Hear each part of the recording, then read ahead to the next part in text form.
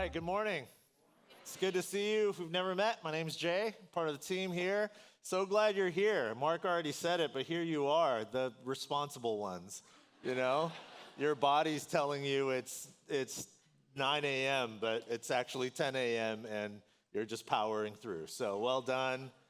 You love the Lord more than most, I guess. That's probably not true. Or maybe it is. I don't know. Either way.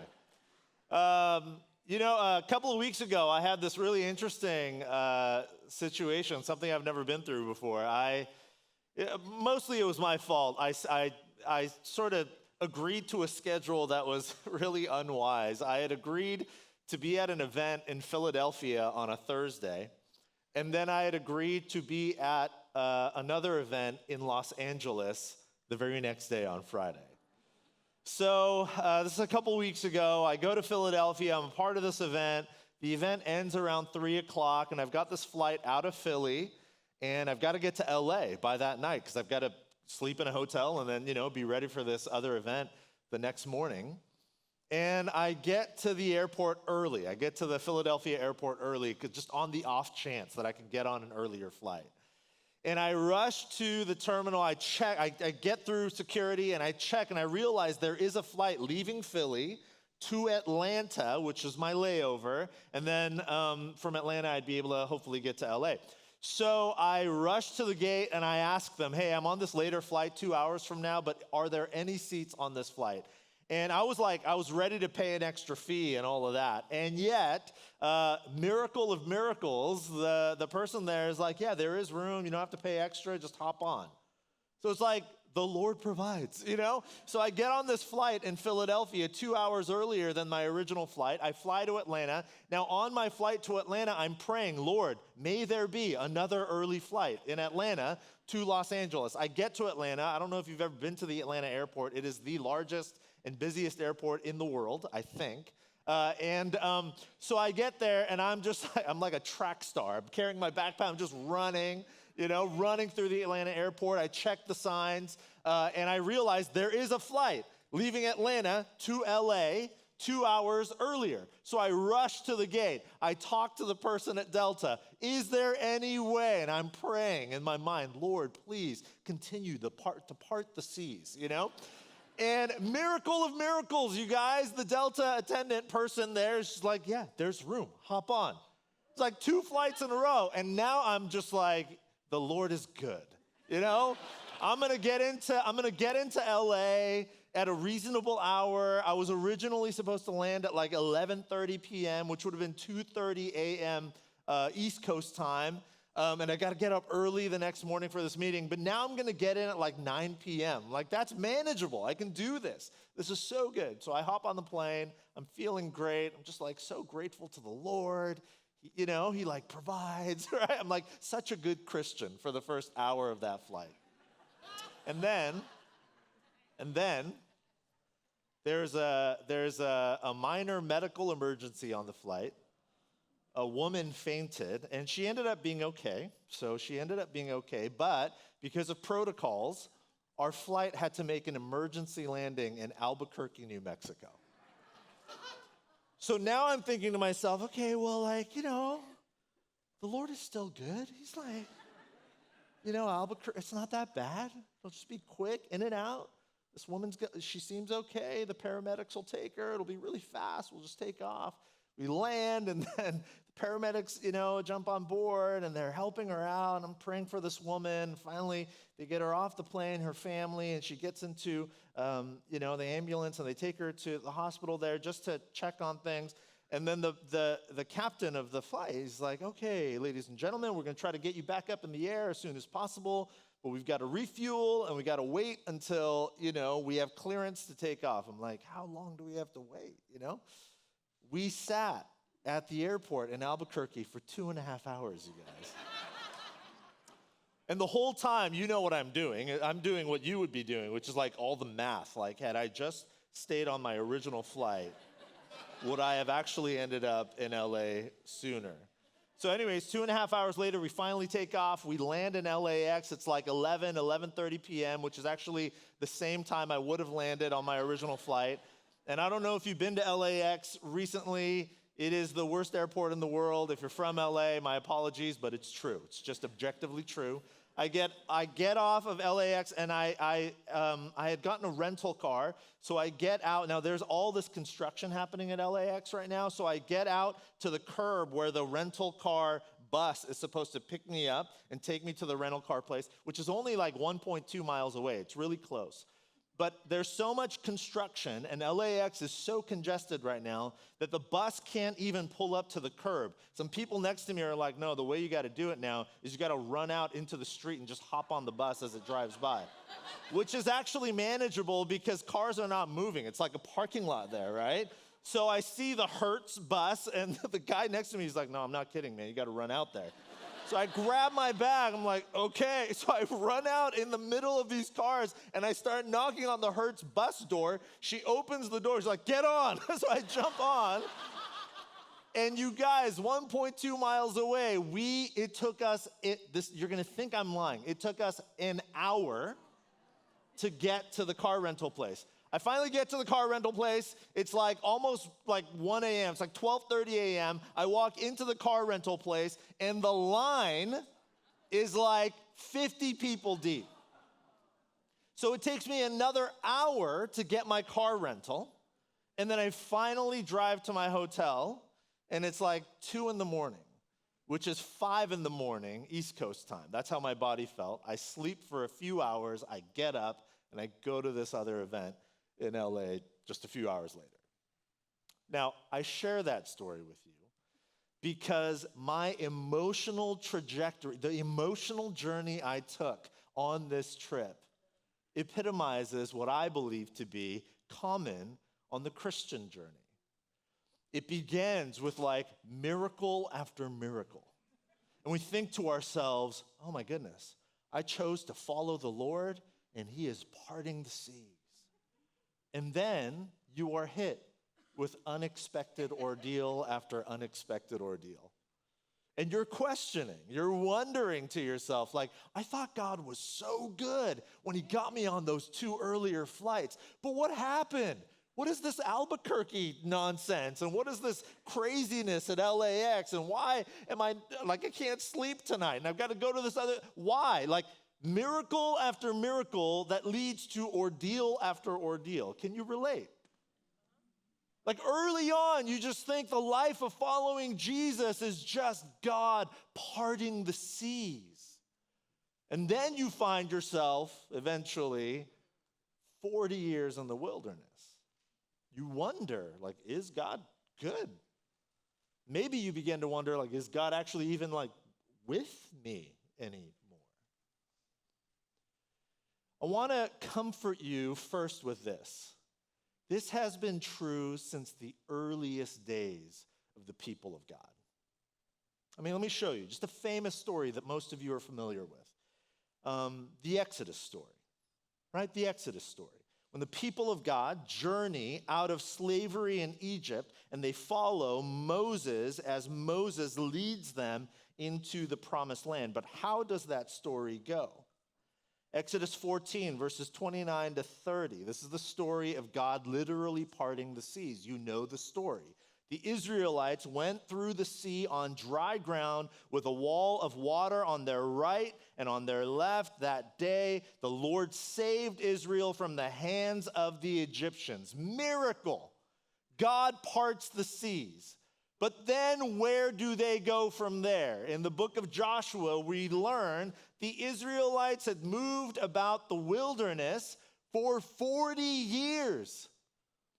Those 40 years come after God has parted the seas, not before. They leave Israel. God does this incredible miracle, rescues them from the clutches of Pharaoh and Egypt, and you would think at this point, God is with us, God is for us, everything is going to be okay, except in their story, what happens? They spend 4 decades wandering the wilderness.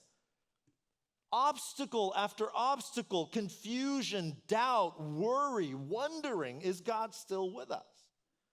The Israelites miraculously crossed the Red Sea only to find themselves wandering the wilderness for 40 years.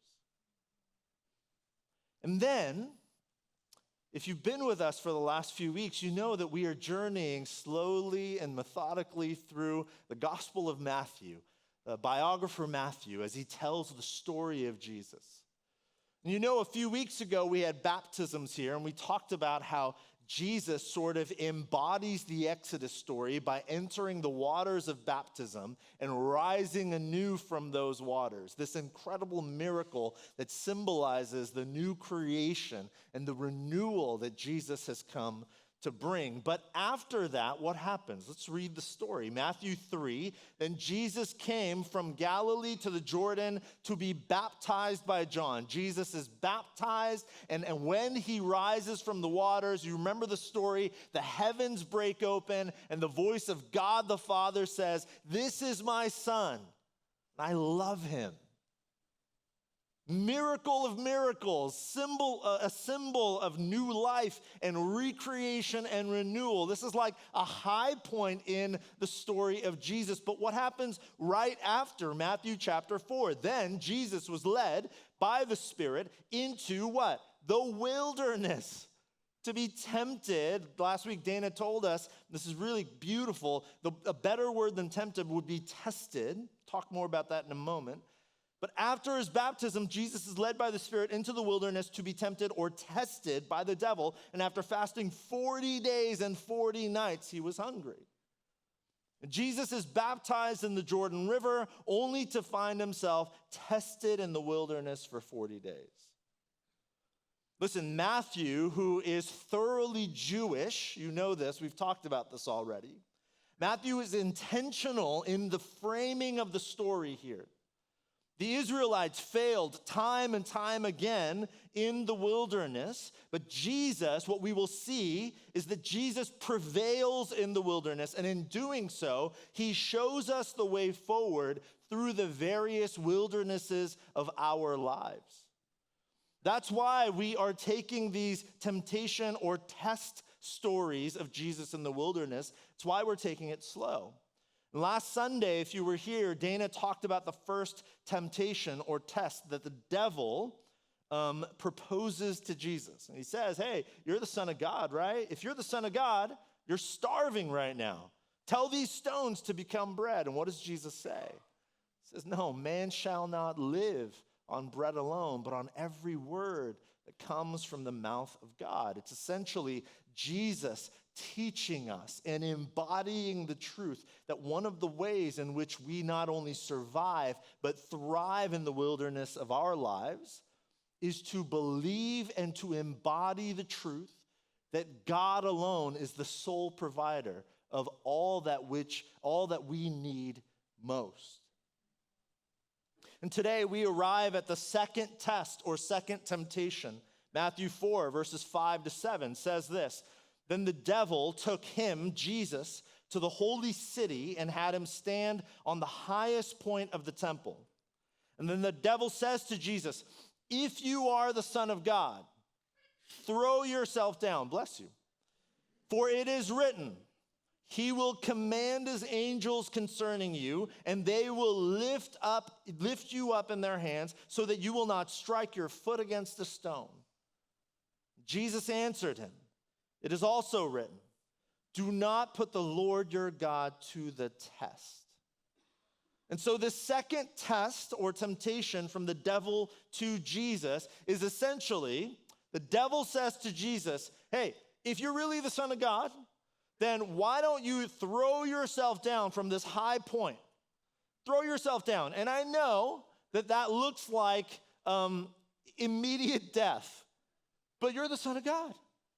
It says in the Bible that the angels will lift you up. You won't hit your foot against a single rock. You'll be fine. Just throw yourself.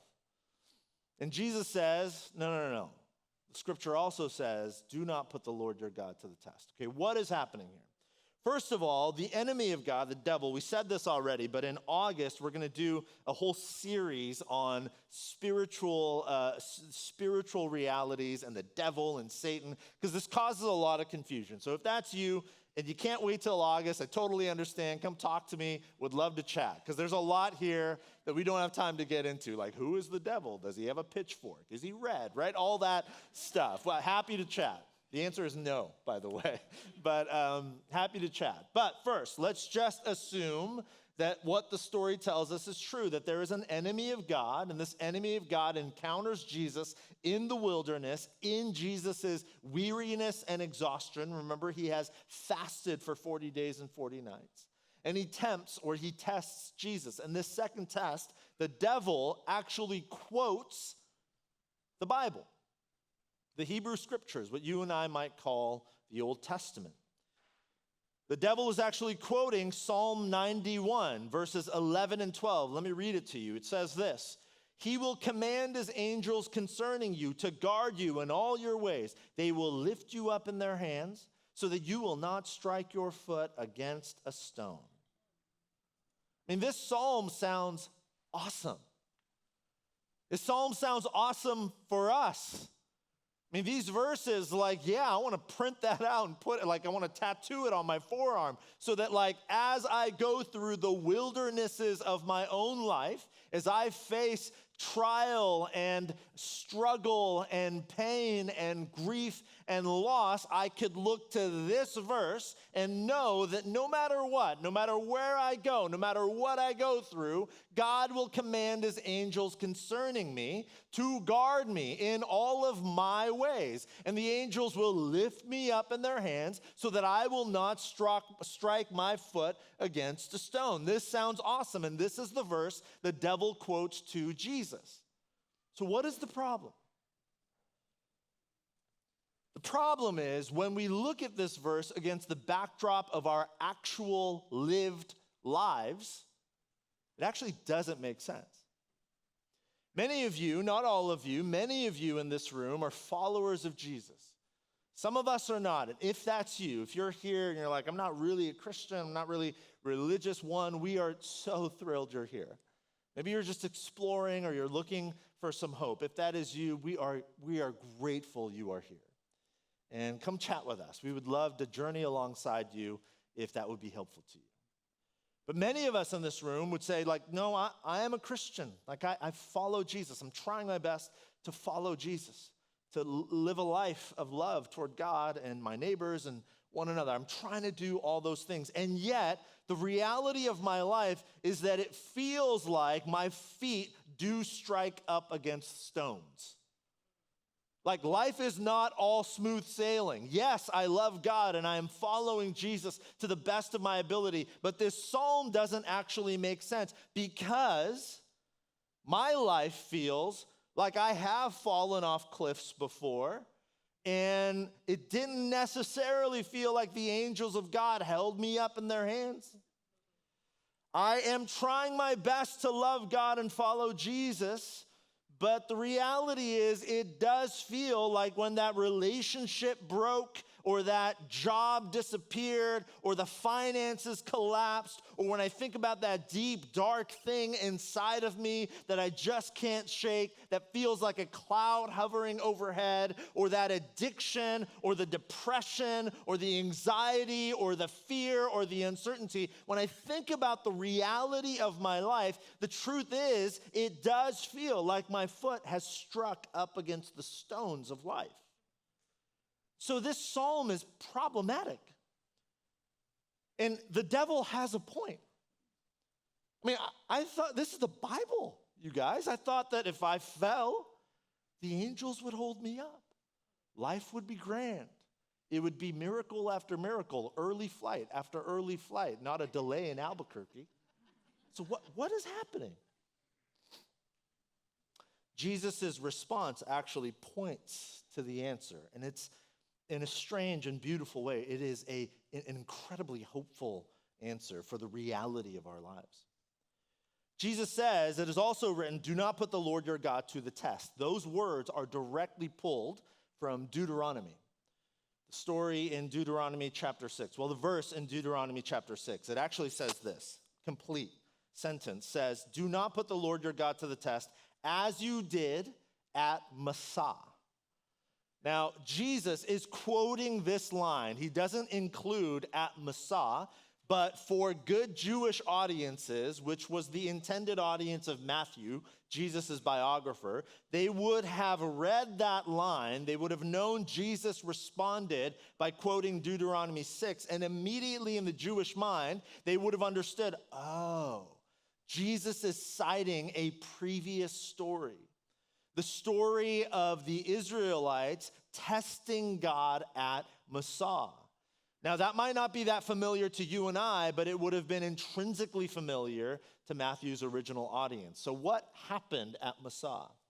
Why does Jesus respond by saying, devil, I know you're tempting or testing me to test God and his protection and his control over my life, but the scriptures tell us, do not put the Lord your God to the test, as the Israelites did at Massah. So what happened at Massah? A little bit of backstory. Massah is a location. It's a geographic location. It's a particular location in the Exodus story.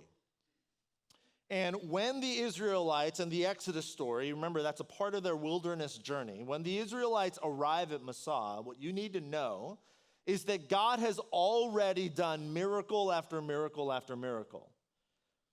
When the Israelites arrive at Massah, God has already parted the Red Seas and rescued Israel from Pharaoh and the Egyptian army. God has already provided water for their thirst in the desert. He has already provided food for their hunger in the wilderness by literally raining bread and birds from the sky. God has shown up to the people of God in the wilderness time and time again. And then, after all of that, the Israelites arrive in Exodus chapter 17 at this place called Massah. And let me show you what happens. The people were thirsty for water there, and they grumbled against Moses. And they said, why did you bring us out of Egypt to make us and our children and livestock die of thirst? Then Moses cried out to the Lord, what am I to do with these people? They are almost ready to stone me. And the Lord answered Moses, go out in front of the people. Take with you some of the elders of Israel, and take in your hand the staff with which you struck the Nile, and go. I will stand there before you by the rock at Horeb, and strike the rock, and the water will come out of it for the people to drink. And so Moses did this in the sight of the elders of Israel, and he called the place Massah and Meribah, because the Israelites quarreled and because they tested the Lord, saying, and this is key, you guys, is the Lord among us or not? Is the Lord among us or not? Notice the people were not testing God's ability to provide water. This is crucial. Notice that the people of Israel are not saying, can God provide water for us or not? Can God do miracles or not? They wouldn't question that. They've already seen God do all of that.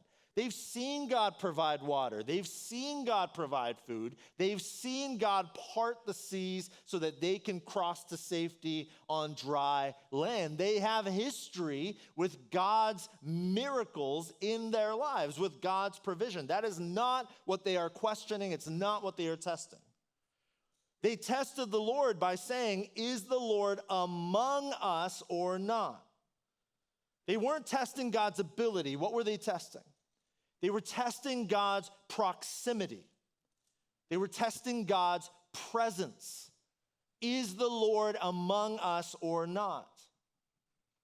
Listen, protection in the wilderness of life is not about God's ability, nor is it about his willingness to provide. This is one of the reasons why looking back on our own histories with the Lord and considering the history of God's people throughout human history is so critically important. Because what seems unclear in the present becomes incredibly clear when you look back throughout your own history and the history of God's people. God has always provided. So much of life right now feels uncertain, right? Pandemics and economic collapse and war and global uncertainty. Guess what? God has brought his people through pandemics and economic collapse and global uncertainty and war time and time again. Just look through history. What is unclear now becomes so abundantly clear when we look back. But that's not the test. God's people here are not questioning if God is able, nor even if he is willing. What they are questioning is the Lord among us or not?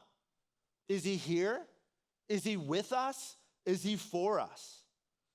Protection in the wilderness of life is not about God's willingness nor his ability. Protection in the wilderness of life is about proximity to his presence. Do you believe that God is still with you? And if you believe he is still with you, are you willing to live in such a way that you move forward despite the uncertainty before you with the belief and the conviction that God is with you?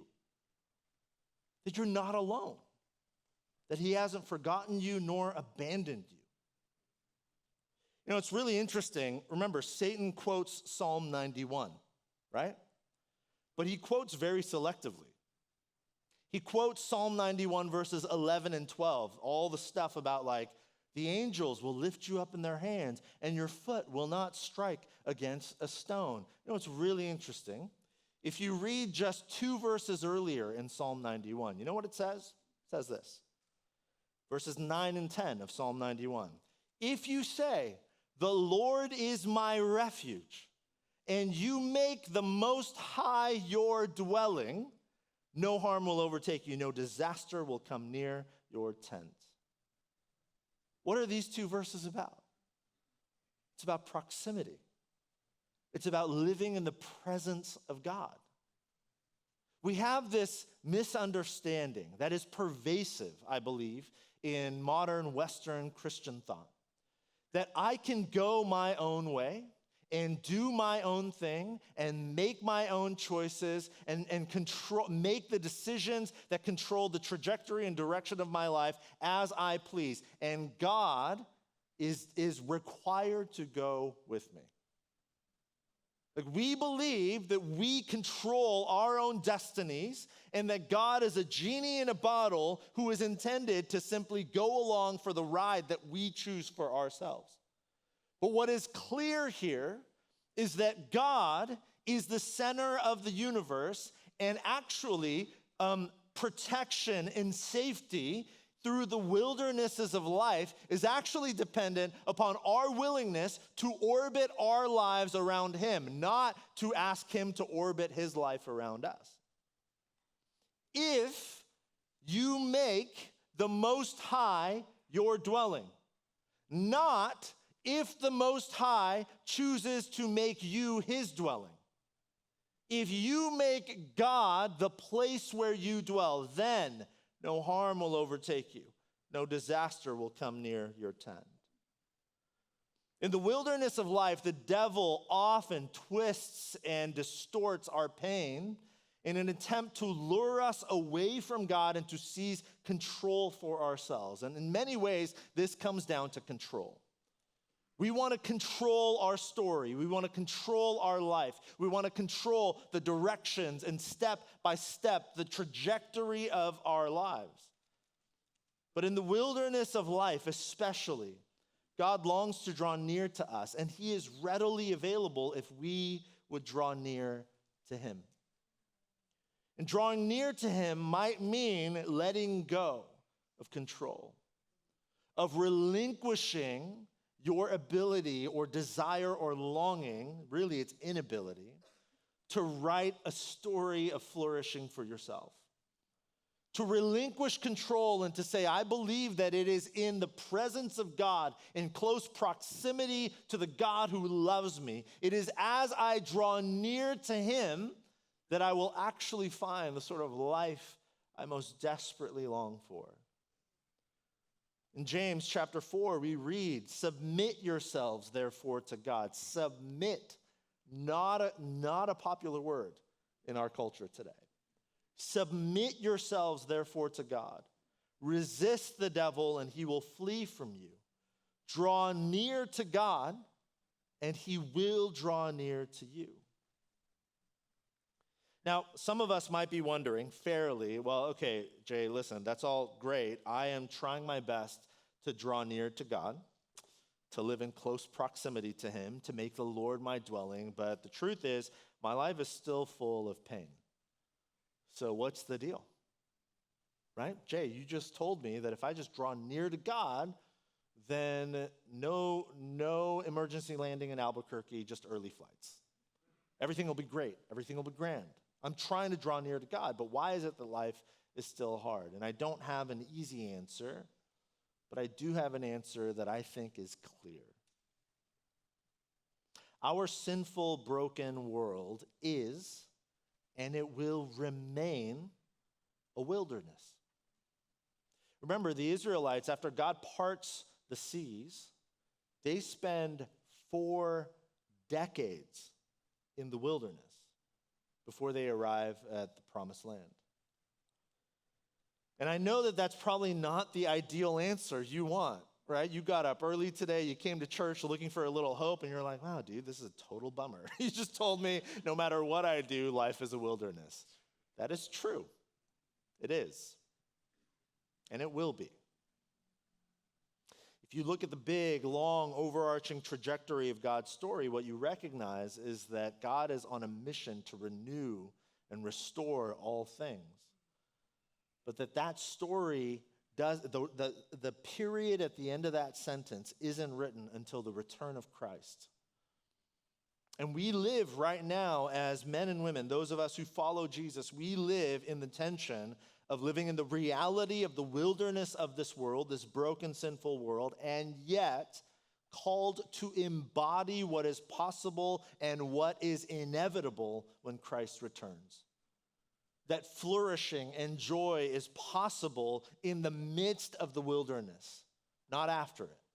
Certainly after it, but that it is also possible right now. What that means about God's protection in our lives is that God's protection doesn't always look like immediate comfort. God's protection in our lives does not always look like immediate comfort. What it does always look like is eternal certainty.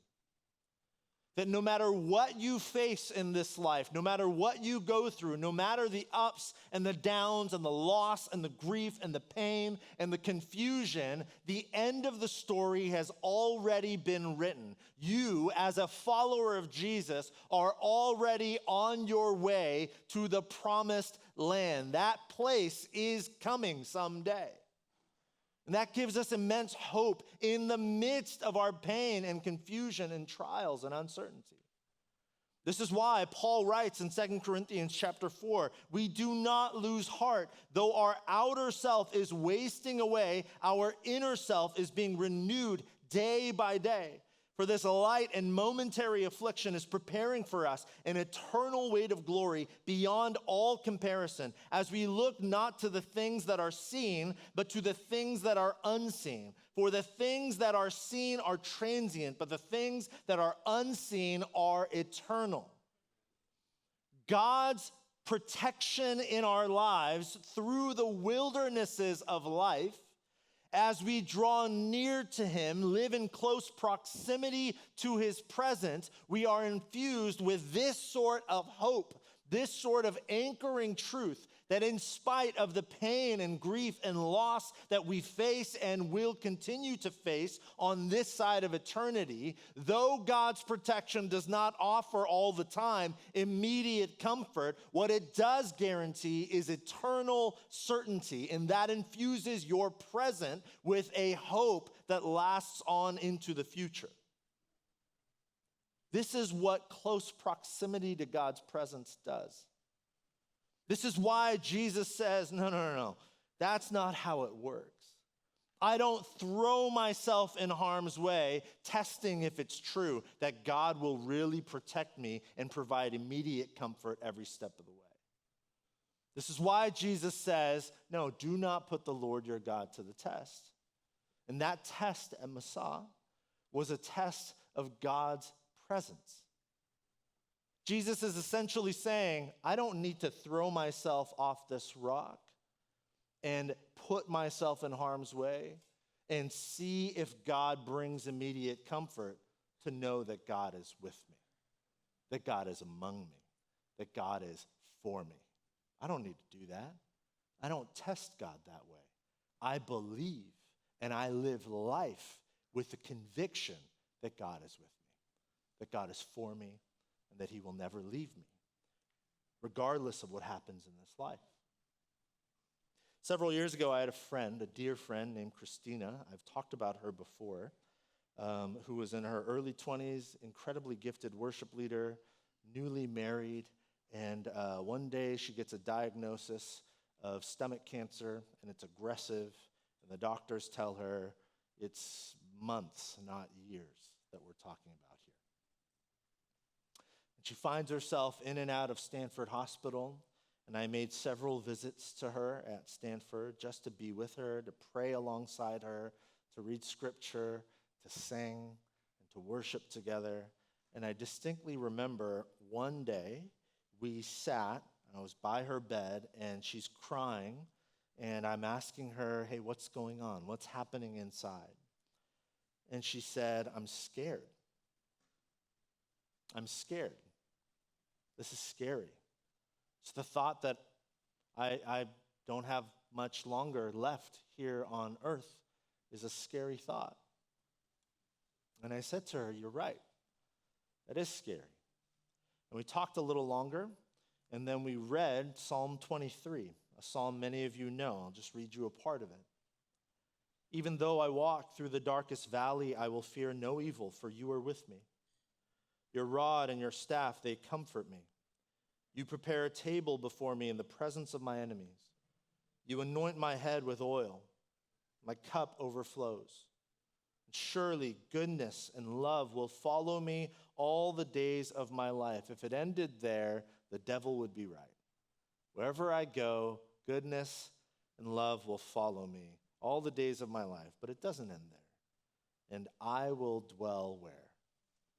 In the house of the Lord forever.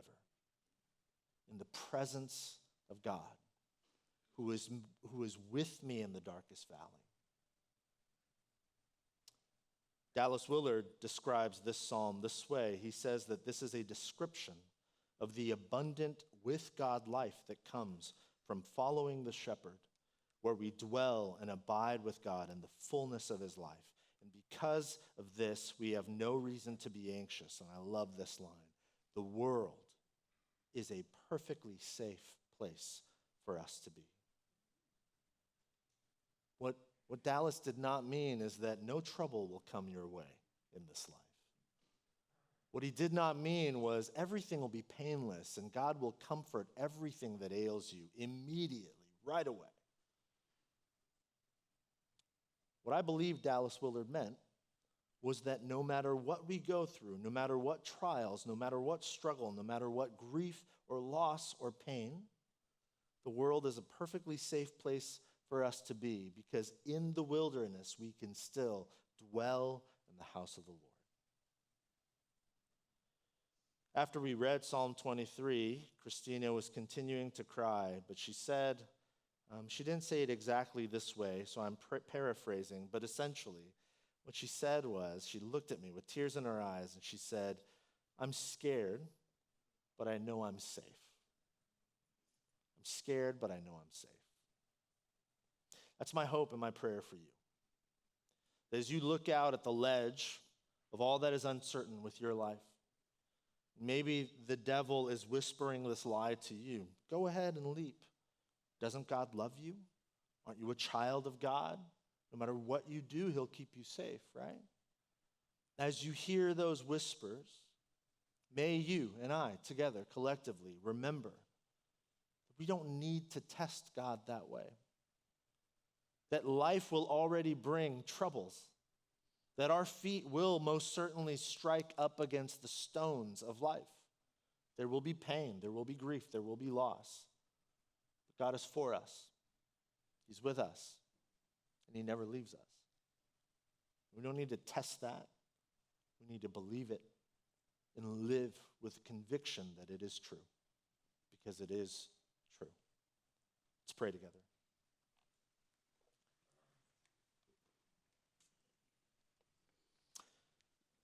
God, we come before you today, this morning, with all that ails us, all that weighs us down, weighs heavily on our hearts and on our minds. We come before you in this moment with all of our struggles, all of our pain, all of our grief, all of our loss, all of our anxiety, all of the internal stuff and external stuff that we can't seem to shake. And we admit to you that our desire, our tendency, my tendency is to try to grab control and to try to navigate my way through life on my own in a way that seems right to me. But in your goodness, I pray that you would remind us in this moment, you would remind us of the truth that you're with us. You've always been with us, and that you'll never leave us, and that you are for us, and that you know best, and that you are willing and able. And so I pray that you would allow us, give us the strength and the conviction to surrender control to you. Give us that strength in this moment. Pray these things in your name, Jesus. Amen. As we sing these next couple of songs, I want to invite you. There's a couple of tables up front here and a couple of tables in the back of the room as well.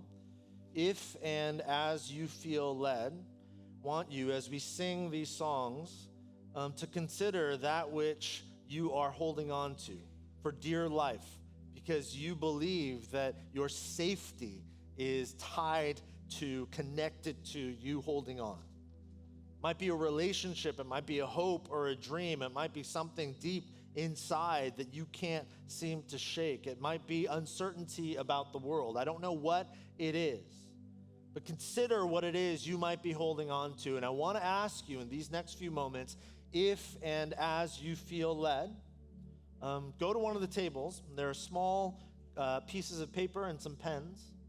I want you to just write that down in as much or as little detail as you're comfortable. I want you to write down whatever it is you sense you are holding on to, keeping control, because you feel like you won't be safe otherwise. And as an act of surrender, I want you to write that thing down, and then up here at these boards, you'll see like big, bold words, give God control. There are little paper clips, and as an act of worship and prayer, would invite you to take that paper and just put it on a paper clip. We're going to fill these boards with all that which we are holding on to, and as an act of worship and prayer, we're going to hang them on the board as an act of surrendering these things, surrendering control to God, knowing and believing that He is with us, He's never left us, and He goes before us. Okay? Let's all stand and sing and respond and come whenever you're ready.